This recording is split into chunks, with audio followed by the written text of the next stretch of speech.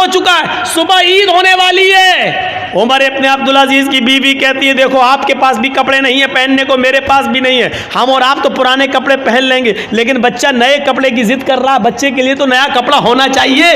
पड़ोस के बच्चे नए कपड़ा पहनेंगे और अमीरुल मोमिनीन का बेटा पुराने कपड़े।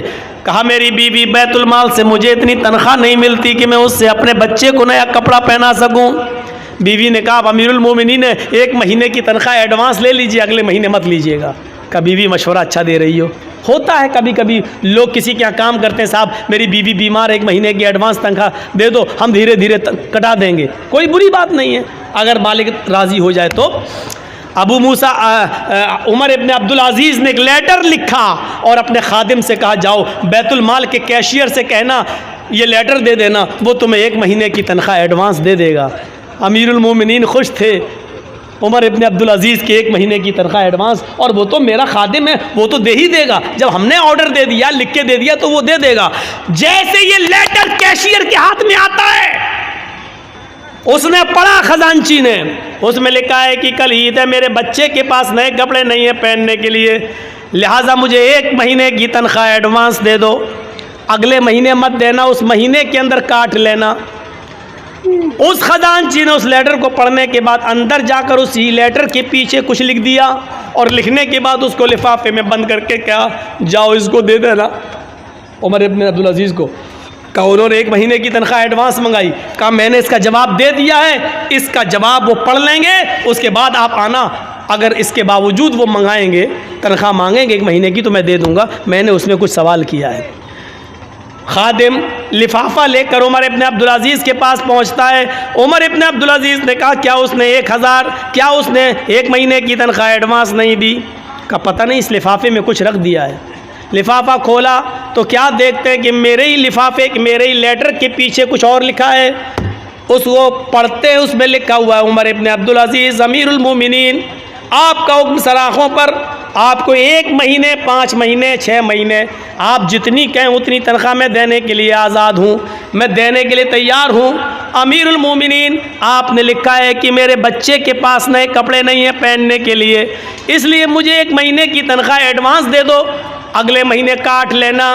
लेकिन आपने ये नहीं लिखा अगले महीने तक अगर आप जिंदा न रहे, अगला महीना शुरू होने से पहले अगर आपका इंतकाल हो गया तो 1 महीना जो एडवांस तनख्वाह आपके पास जाएगी, इस तनख्वाह को वापस कौन करेगा?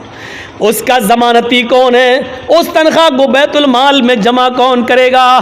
काश ये वाक़यात मोदी ने पढ़े होते, ये वाक़यात योगी ने पढ़े होते तो उनको पता चलता कि इस्लामी हुक्मरानों की तारीख कैसी गुजरी है। ये बेचारे 10-10 और 20-20 लाख का सूट बूट पहनकर अमेरिका के प्राइम मिनिस्टर का स्वागत करने वाले लोग क्या जाने कि हुकूमतें कैसे चलाई जाती हैं। हुकूमत चलाना सीखना है तो सीखो उमर इब्न अब्दुल अजीज़ से, सीखो हज़रत उमर फारूक से, और उन्हीं से सीखी थी महात्मा गांधी जी ने। इसीलिए तो कहा था बापू ने कि अगर देश में खून खराबा बंद करना चाहते हो, अमन सुकून चाहते हो तो हज़रत उमर फारूक जैसा कानून नाफिज कर दो, देश के अंदर खून खराबा बंद हो जाएगा। ये महात्मा गांधी ने जुमले कहे हैं, सत्य और अहिंसा के अंदर आज भी लिखे हुए हैं। मेरे भाइयों आज सूरत हाल यह है कि विजय माल्या बाहर बैठा हुआ है, देश की ये सारी चीजें लेकर बाहर बैठा हुआ है।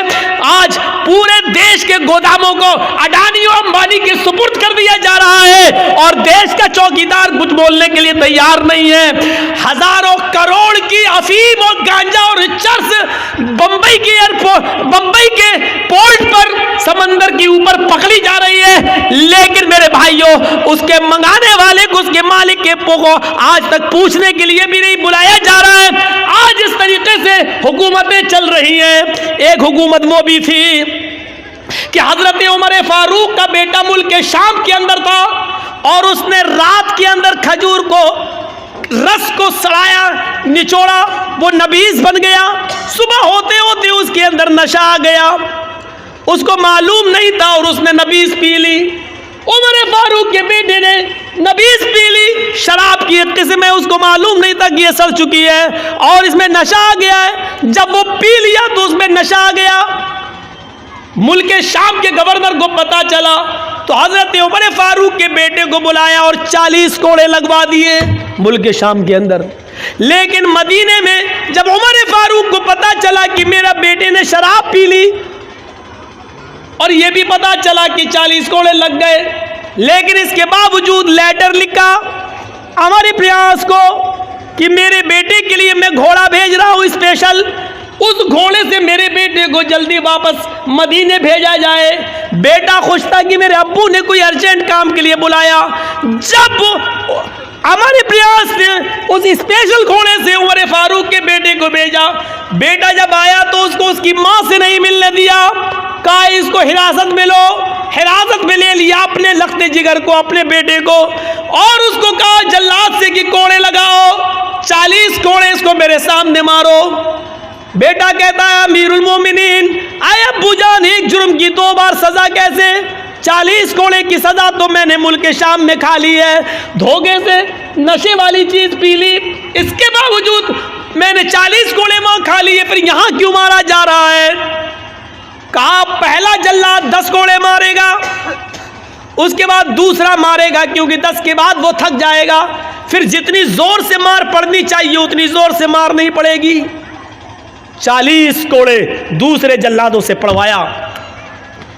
बेटा कहता रहा अब्बू जान, एक जुर्म की डबल सजा, ये बेइंसाफी है। हजरत उमर कहते रहे बेटे मुझे हमारे प्रयास पर भरोसा नहीं है, का अल्लाह की कसम उन्होंने कोड़े मारे लगवाए, हाँ मैं जानता हूं कोड़े लगवाए, लेकिन मेरा दिल कहता है कि हमारे प्रयास ने रियायत बरती होगी, जितनी जोर से कोड़े मारना चाहिए उतनी जोर से नहीं पड़े होंगे, इसलिए कि आप अमीरुल मोमिनीन के बेटे हैं, उमर फारूक के बेटे हैं, ये सोचकर जल्लादों ने हल्के हल्के कोड़े मारे होंगे। आज असली कोड़े अब पड़ेंगे तुम्हारे ऊपर। जब अपनों को सजा देने का रवाज था तो जराइम बंद थे, जब अपनों को बचाया जाता है तो जराइम का अंबार लगता है और जराइम पैदा होते हैं। सीखो, हुकूमत ऐसे चलती हैं। आए उमर इब्ने अब्दुल अजीज, आपको अगर 1 महीने की तनख्वाह दे दूं एडवांस, अगले महीने अगर आप जिंदा नहीं रहे, इंतकाल हो गया, तो 1 महीने की ये तनख्वाह वापस कौन करेगा? हजरत उमर इब्ने अब्दुल अजीज रोने लगे और अपनी बीवी से कहने लगे, बीवी जिस अमीरुल मोमिनीन का कैशियर इतना ज्यादा अमानतदार हो, इतना ज्यादा अल्लाह से डरने वाला हो कि वो अपने अमीर को भी, अपने हाकिम को भी सवाल कर रहा हो, तो मुझे उम्मीद है कि इंशाअल्लाह 1 दिरहम की बेईमानी नहीं होगी। मेरा बच्चा कल पुराने कपड़े ही पहनेगा। 1 महीने की तनख्वाह में एडवांस नहीं लेंगे, क्योंकि हमें ये मालूम नहीं है कि अगले महीने हम जिंदा रहेंगे भी या नहीं रहेंगे। मेरे भाइयों, ये वाक़यात हमें झंझोड़ देते हैं, ये वाक़यात हमें झंझोड़ देते हैं अंदर से। वो कौन सा मंजर था? यही उमर इब्ने अब्दुल अजीज थे, जिनकी बीवी हामिला थी, पेट में बच्चा था, और आप जानते हैं डॉक्टर कहते हैं कि जिसके पेट में बच्चा हो उस औरत को खाते पीते रहना चाहिए, क्योंकि माँ जो खाएगी वही बच्चे को बनेगा। लेकिन यहाँ 4 दिन से माँ को कुछ नहीं मिला। डर हो गया कि ये बच्चा कहीं मर न जाए पेट में, माँ खाएगी तो बच्चे को लगेगा, जब माँ ही भूखी है तो बच्चा तो वैसे ही मर जाएगा। उमर इब्ने अब्दुल अजीज की बीवी कहती हैं अपनी खादिमा से, खादिमा तुम्हारे मालिक तो मुझे कुछ देंगे नहीं, ऐसा करो बैतुल माल से में चली जाओ, और सुनो ये वाक़या झंझोड़ देगा। बैतुल माल में चली जाओ, 1 प्याला दूध वहाँ के खजानची से, कैशियर से ले आओ, देखो अगर मैंने दूध नहीं पिया, कुछ खाया नहीं, तो पेट का बच्चा मर जाएगा जो अमानत है। रात की तारीकी में खादिमा निकलती है,